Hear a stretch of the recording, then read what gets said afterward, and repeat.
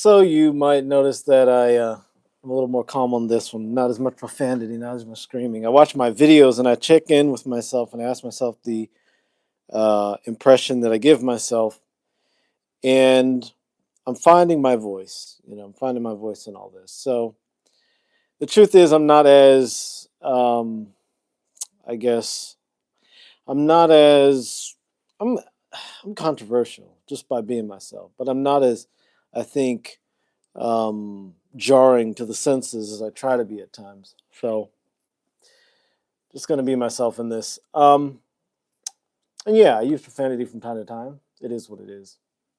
But I'm just going to be myself today. All right. Um, and I'm going to post this video on YouTube as just another video that I post. And in this video, I'm going to be talking about all paths and all nations. How does geopolitical Christianity relate to all paths and all nations? And the reason I call it geopolitical Christianity because the idea is that it is something that is available to everyone. You don't have to follow a set standard. And this is kind of hard for me. This is where I feel like there's contradiction. And I try to be as internally consistent as possible, but I feel as if there's significant contradiction here. And so if you're a Christian, religious or non, or even just a thinker, a philosopher, someone who loves to study and learn, let me know what you think. Um, Today, I just had a wonderful call with the community of believers. And when I say believers, I mean people that are aligned or have a similar path or seeking. They're seekers, they're people that are on a path, on a path. And so, in an elevated path, they're seeking for harmony and they want to align with greater harmony in their lives, the universe. They want to do the right thing, as one might say, but in the greater sense. And so, um, I think about my interaction with these people and how I'm very, like, I'm not, fuck this and, trying to say things that are controversial. Um, and I asked myself, I'm just being vulnerable and honest here. I asked myself, am I my true self there in that setting? Or am I my true self when I put out these videos on YouTube and that sort of thing?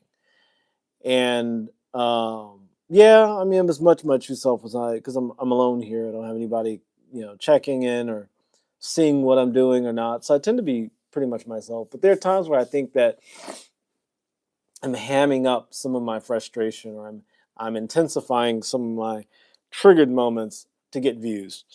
And so I'm not going to do that as much anymore. If I'm genuinely triggered, which I think sometimes I have been in these videos, then I'll be triggered. It is what it is. But if not, I'm not that bothered by a lot of things. But I kind of want to make a connection and impression on people. So sometimes I try and take it a little bit more than I need to. So I'm not going to do that anymore. At least I'm going to do the best not to. All right. So we're going to talk about all paths and all nations. When it comes to geopolitical Christianity, what value does geopolitical Christianity have for plant medicines and um, pagan paths and Islam and Hinduism and Buddhism and all these other religions? I'm not going to get into the specifics of it because I want to be kind of to the point on this video. The golden age begins when Christianity becomes all paths. Christianity, it seems to me, was all paths. I think that is what it always has been. It's always been a path of all paths. That's what Catholicism originally was. The name Catholic means universal, the universal church, the universal religion, the religion of all people. Of course, Catholicism went crazy because they just started slaughtering people left and right and murdering and torturing and raping through the Spanish crown. But the thing is, that's when the church became political. And this is the challenge for me, is that I believe that geopolitical Christianity is important, but then there's that political element. So am I wrong on that? Let me know in the comment section for those of you who are watching.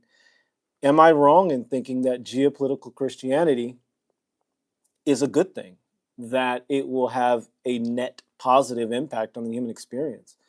I'm open to being wrong. I'm open to being corrected. If you're a Christian and believe that Christianity is the only way to salvation, it's the only path up the mountain, then let me know. I could be wrong. Um, Maybe God will convict me and change my heart through your testimony or through your reasoning. But again, it's like it's possible that God won't. Anyway, so yeah, the golden age begins with geopolitical Christianity, as I understand it. So I was fellowshipping with some friends who were part of a sacred community, and we were talking about our experiences. I was out of the country recently, and I was doing some sacred ceremonies, and they're not Christian ceremonies. They're sacred, though, very sacred, and they involve prayer and singing and these sorts of things, and um, music that is very tied to the earth and very tied to the spiritual traditions of Native peoples and things like that. That's just part of my path. It's always been in my path, and I love it, and it's very important to me. All right, Two Duels dropping a sub. Thank you so much, Two Duels. I really appreciate it. Let me know, Two Duels. Do you think that geopolitical Christianity, do you think that Christianity can be politicized, and be a net positive thing for humanity? Let me know in the comment section below. I want to know what you think. I think that it can. That's why I call my practice of Christianity geopolitical, and I see it as the future of the species. I think that our species depends on it. I don't see any pagan churches or spiritual organizations having a net positive for the entire world the way Christianity has. Because, yeah, in my opinion, yes, I appreciate that. I appreciate that. I mean, I'm kind of conflicted when it comes to thinking that a politicized Christianity can be a net positive, because I believe it can as well. But then I also think about the Spanish Inquisition, and I think about, again, what Christianity did in Europe. But without Christianity doing what it did in Europe, the United States wouldn't exist, because people wouldn't have fled Europe and come here and created this great nation. So basically, there are a couple verses in the Bible I'm going to talk about real quickly where Jesus always seems to be anti groupthink. He always seemed to be like, I he just he so Jesus, I said this in other videos, so I'm just I'm gonna repeat myself. Jesus beat the shit out of the money changers, okay? And that's just me trying to be controversial and get people to watch. But Jesus literally created a whip. He pulled together some cords and literally beat people up in the Bible in Mark 11.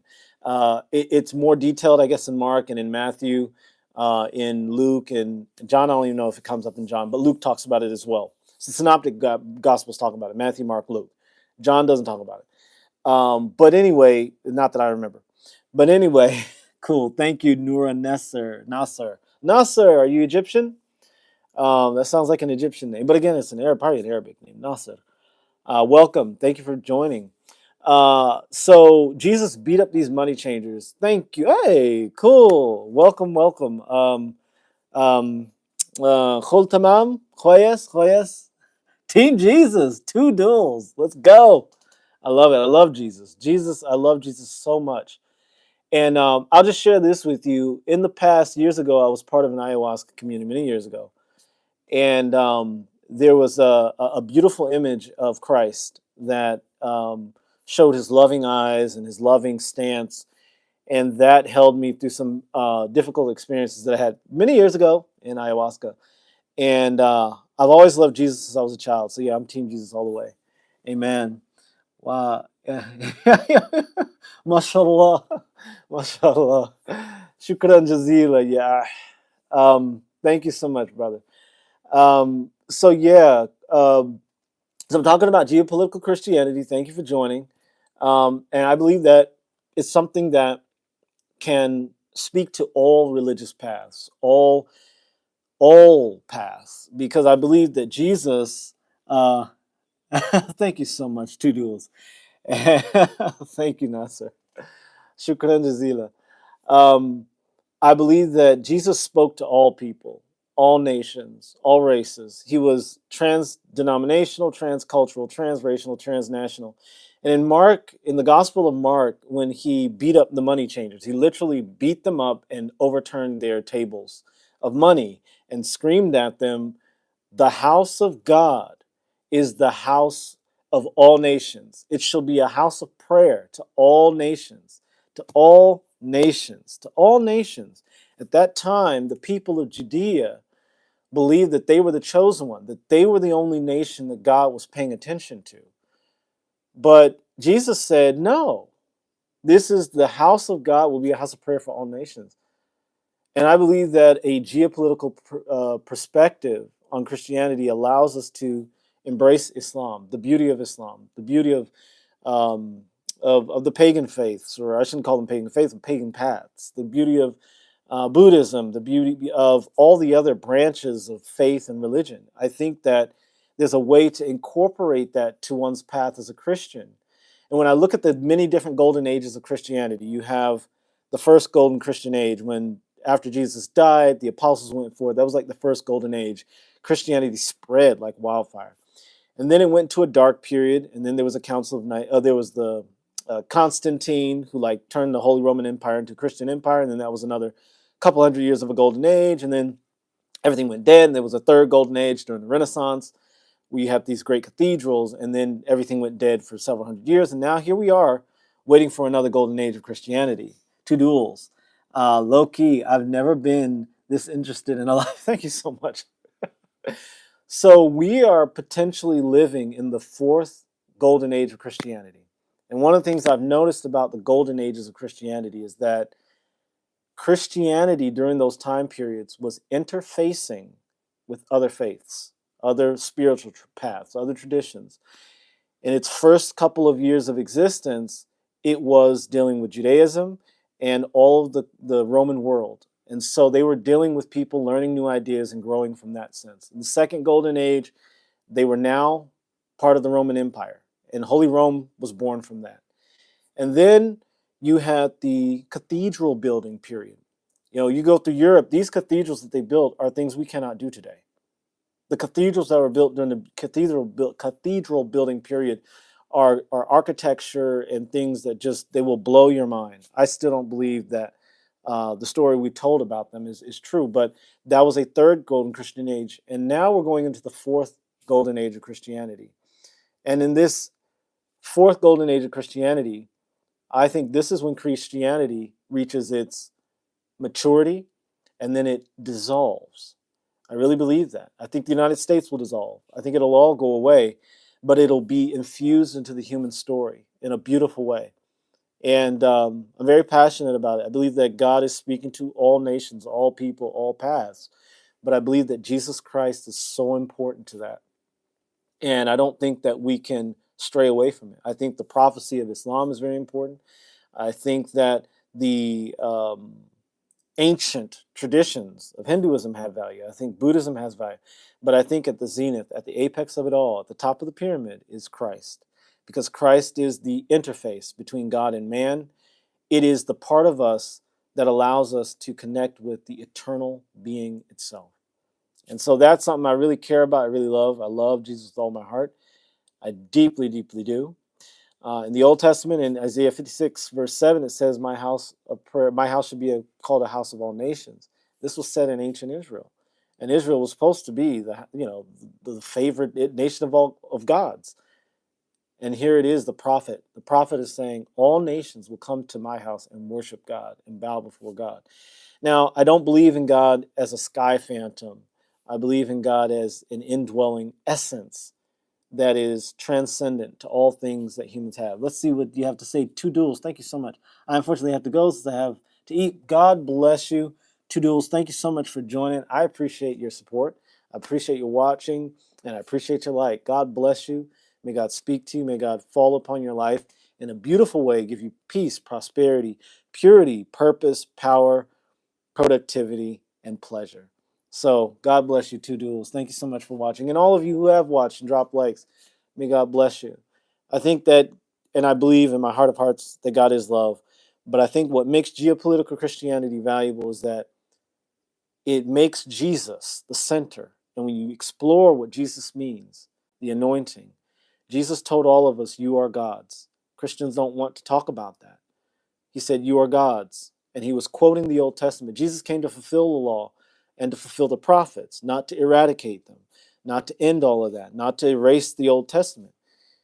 But Jesus came to say, look, the Jews were special in that they had this law, and the law was the supreme Shema from the Old Testament, from the Tanakh. The Shema was, there's one God, only one God, and that is all that there is. They're not a million gods. I think the Hindus knew that. They understood that because they have Atman. The Greeks knew that because they had, the essence of reality, the monad. Even though, Plato had the monad and Pythagoras had the monad. All ancient cultures had this understanding that there was a central character called consciousness. You could call it God, you could call it Bhagwan, Atman, Allah, Hashem, Yahweh, whatever you want to call it. You can call it the Tao. But there's a central quality in reality. And Jesus is that connector. But Jesus is infused into the very essence of what we are, what you are, what I am. And, that's the one key. So I think ultimately geopolitical Christianity is about, again, I believe in the capitalist manifesto. I believe, we need to, be a strong nation. I think we should have beautiful borders. I think that we should be prosperous and we should be embracing of all cultures and all that. But at the end of the day, Jesus is the center. Jesus is everything.